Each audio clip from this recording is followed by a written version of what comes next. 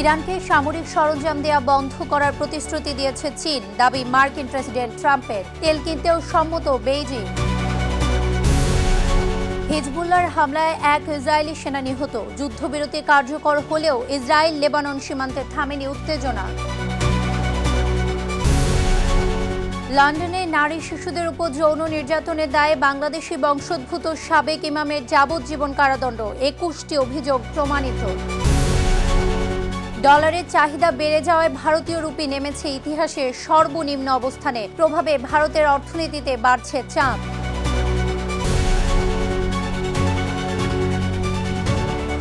বিশ্বজুড়ে ঘটে যাওয়া দিনের গুরুত্বপূর্ণ ঘটনাবলী নিয়ে আরটিভির নিয়মিত আয়োজন সারাদিনের বিশ্বে আপনাদের সঙ্গে আছি আমি আফিফা আহসান সদয়। শেষ হলো মার্কিন প্রেসিডেন্ট ডোনাল্ড ট্রাম্পের চীন সফর। ইরান যুদ্ধ নিয়ে উভয় দেশের অনুভূতি একরকম বলে দাবি করেছেন ট্রাম্প। সফর শেষে দুই দেশ বাণিজ্যিক অগ্রগতি সহ বেশ কিছু বিষয়ে সম্মত হয়েছে। প্রভাব পড়েছে আন্তর্জাতিক শেয়ার বাজারেও। বিস্তারিত জানাচ্ছেন আব্দুল মালেক। প্রথম দিনের আড়ম্বরপূর্ণ আয়োজনের পর শেষ দিন কিছুটা স্বাচ্ছন্দ্যেই কাটিয়েছেন 9 বছর পর চীন ভ্রমণ করা মার্কিন প্রেসিডেন্ট। দিনের শুরুতেই তাকে ঝাংননহাইয়ের একটি বাগান ভ্রমণে নিয়ে যায় চীনের প্রেসিডেন্ট শি জিনপিং। প্রতিনিধি দলের বাইরে এই সময় তাদের মধ্যে হয় কিছু ব্যক্তিগত আলাপও। দ্বিতীয় দিনের বৈঠক শেষে সংবাদ সম্মেলনে আসেন বিশ্বের বৃহত্তম দুই অর্থনীতির দুই প্রেসিডেন্ট। সফর সম্পর্কে ডোনাল্ড ট্রাম্প জানিয়েছেন, চীন ও যুক্তরাষ্ট্র চমৎকার বাণিজ্য চুক্তি করেছে। একইভাবে ঐতিহাসিক এই সফরকে স্থিতিশীল সম্পর্কের প্রতীক হিসাবে প্রশংসা করেন চীনের প্রেসিডেন্ট শি জিনপিং। সামনে আসে মধ্যপ্রাচ্য ইস্যুও। ট্রাম্প জানান, ইরান যুদ্ধ নিয়ে দুই নেতার অনুভূতি প্রায় একই রকম, তবে এ ব্যাপারে কোনো মন্তব্য করেনি চীনের এই সর্বোচ্চ নেতা। আমরা ইরান নিয়ে আলোচনা করেছি। ইরান বিষয়ে আমাদের অনুভূতি প্রায় একই রকম। আমরা এর অবসান চাই। আমরা চাই না তাদের কাছে পারমাণবিক অস্ত্র থাকুক। আমরা প্রণালীগুলো খুলে দিতে চাই। এর আগে চীন ইরানকে সামরিক সরঞ্জাম দেওয়া বন্ধ করার প্রতিশ্রুতি দিয়েছে বলে দাবি করেন ট্রাম্প। প্রথম দিনের বৈঠকের পর মার্কিন সংবাদ মাধ্যম ফক্স নিউজকে দেওয়া এক সাক্ষাৎকারে এমনই দাবি করেন তিনি। সফর শেষে বেশ কিছু বাণিজ্যিক অগ্রগতিও সামনে এসেছে। চীন যুক্তরাষ্ট্র থেকে তেল ও সয়াবিন কিনতে সম্মত হয়েছে বলে জানান এই মার্কিন প্রেসিডেন্ট। পাশাপাশি 200 বোয়িং বিমান কিনতেও সম্মত হয়েছে চীন, যদিও বিশ্লেষকরা ধারণা করছিলেন এই সংখ্যা আরও অনেক বেশি হবে। এত কম সংখ্যক বিমান বিক্রির সংবাদ বাইরে আসার পর বোয়িং এর শেয়ার দর কমেছে 4%। যদিও প্রথম দিনের আলোচনার পর এআই ও টেক সংক্রান্ত বেশ কিছু মার্কিন ও চীনা প্রতিষ্ঠানে শেয়ার দর বেড়েছে। এদিকে রাজধানী বেইজিং এর আন্তর্জাতিক বিমানবন্দর থেকে প্রেসিডেন্টকে বহনকারী বিমান এয়ারফোর্স ওয়ানে যুক্তরাষ্ট্রের উদ্দেশ্যে যাত্রা শুরু করেছে মার্কিন প্রেসিডেন্ট। এর মাধ্যমেই শেষ হলো ডোনাল্ড ট্রাম্পের 13 থেকে 15 তারিখের চীন সফর। আব্দুল মালেক, আরটিভি। মার্কিন প্রেসিডেন্টের চীন সফরে এবার তাইওয়ান ইস্যুতে বেশ কড়া সুরে কথা বলেছেন চীনের প্রেসিডেন্ট শি জিনপিং। পরিস্থিতি ভালোভাবে সামলাতে না পারলে সংঘাত ছড়িয়ে পড়ারও হুঁশিয়ারি দিয়েছেন তিনি। এমন অবস্থায় তাইওয়ান ইস্যুতে সামনে আসছে নানা গুঞ্জন। বিস্তারিত জানাচ্ছেন সামিউল শিহাব।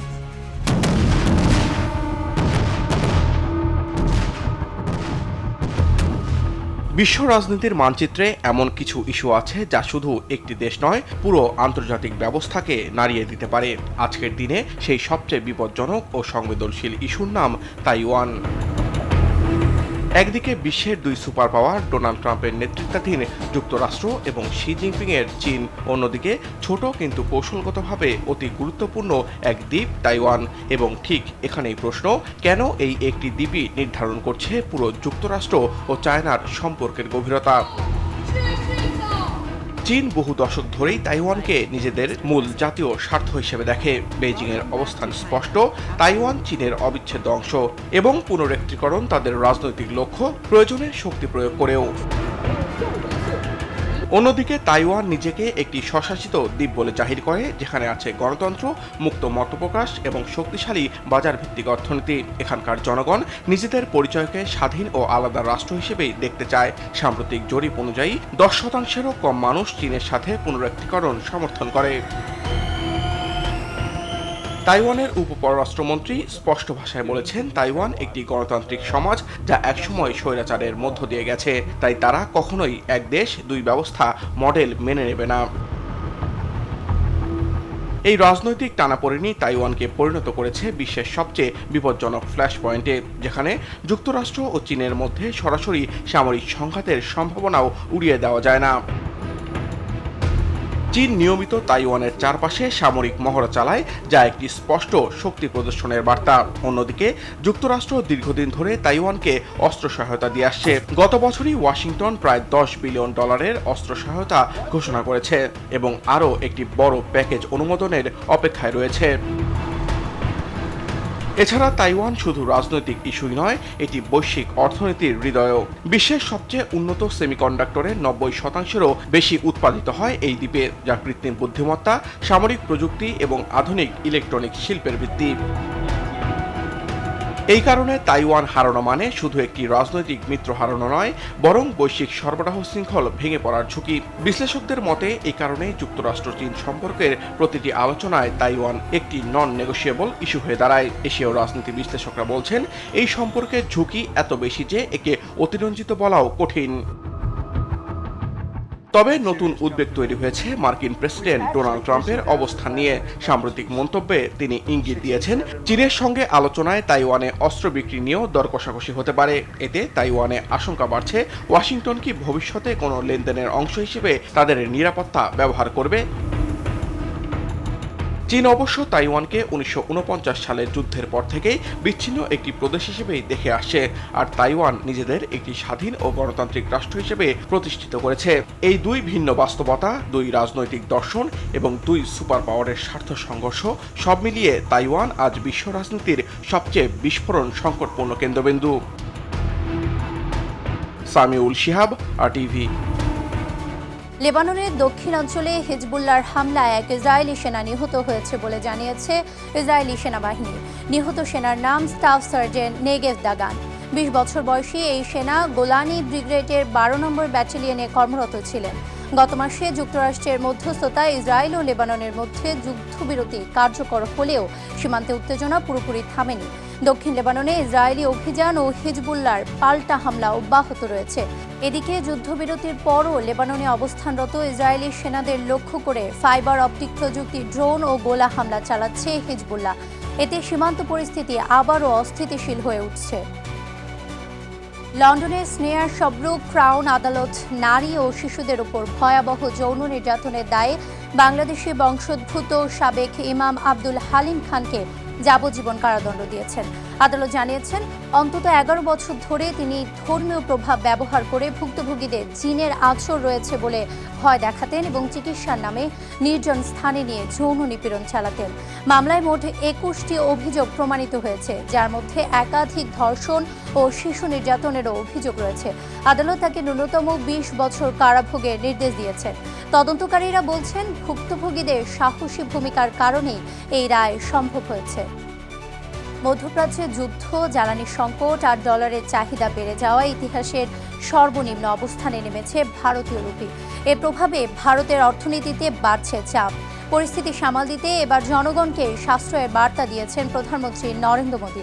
বিশ্লেষকরা বলছেন, শুধু বৈশ্বিক সংকট নয়, বিনিয়োগ কমে যাওয়া, অর্থনৈতিক গতি হারানো এবং নীতিগত চাপে মোদী সরকারের ওপরও চাপ বাড়ছে। আরও জানাচ্ছেন বিনিয়ামিন।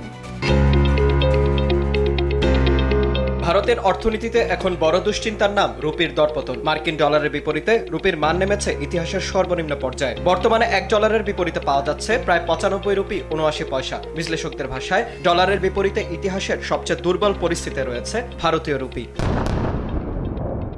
এই সংকটের পেছনে সবচেয়ে বড় কারণ হিসেবে দেখা হচ্ছে মধ্যপ্রাচ্যের চলমান যুদ্ধকে। হরমুজ প্রণালী দীর্ঘ সময় অচল থাকায় ভয়াবহ চাপ তৈরি হয়েছে ভারতের জ্বালানি আমদানিতে, কারণ দেশটির প্রায় 90% অপরিশোধিত তেল আমদানি নির্ভর।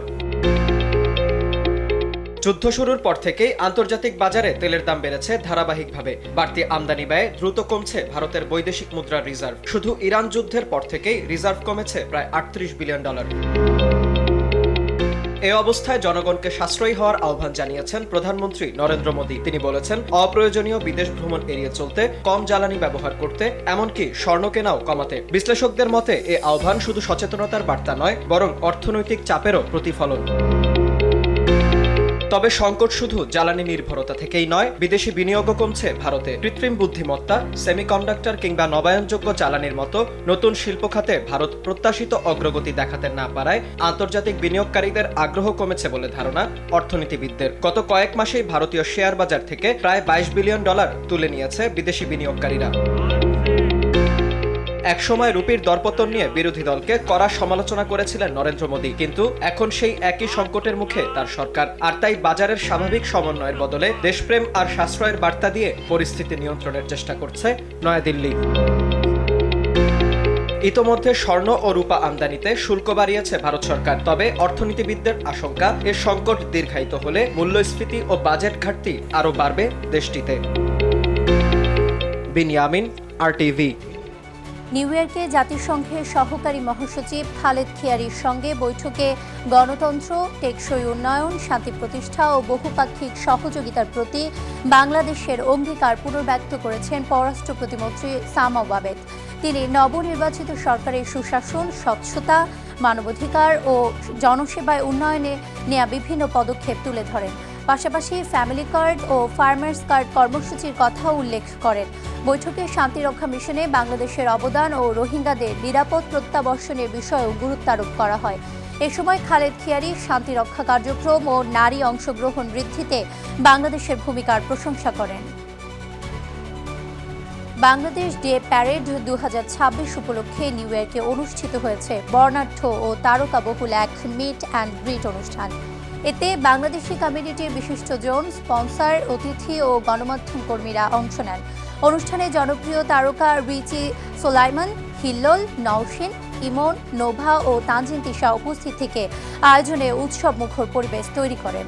আয়োজকরা জানান, আগামী 17 মে রোববার জ্যাকসন হাইটসে সকাল 9টা থেকে দুপুর 2টা পর্যন্ত বাংলাদেশ ডে প্যারেড অনুষ্ঠিত হবে।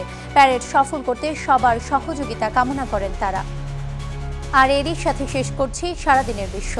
RTVর সাথে সংযুক্ত থাকুন, মতামত জানান RTVর সামাজিক যোগাযোগ মাধ্যমগুলোতে।